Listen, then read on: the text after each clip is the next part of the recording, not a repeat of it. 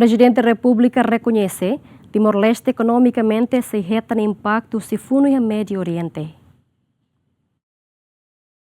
Relação no Funu e Medio Oriente entre Estados Unidos da América, muito que Israel contra Irão, deve continuar uma caça e preocupação mundial, inclui Timor-Leste, também se afeta a economia mundial. Presidente da Repúblika hetan Timor-Leste se reta impacto economia, também inflação se moço, não é russo atuação importação ba hetan sira, não é bel antecipa carek moço crise economia.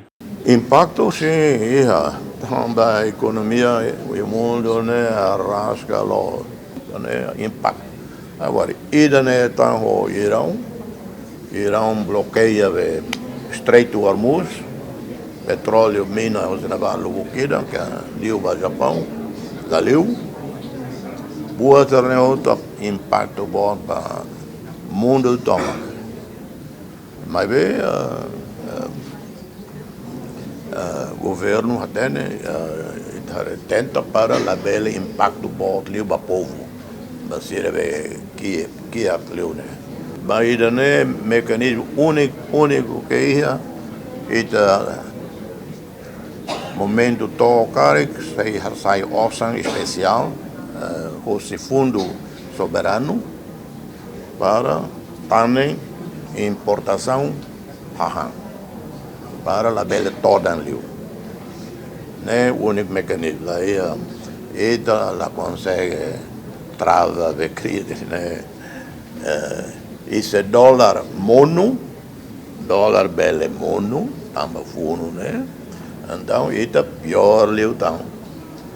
Boa também está só, por liu, significa caro liu.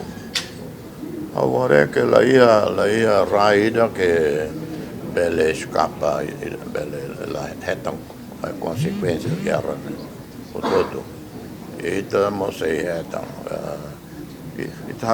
Semana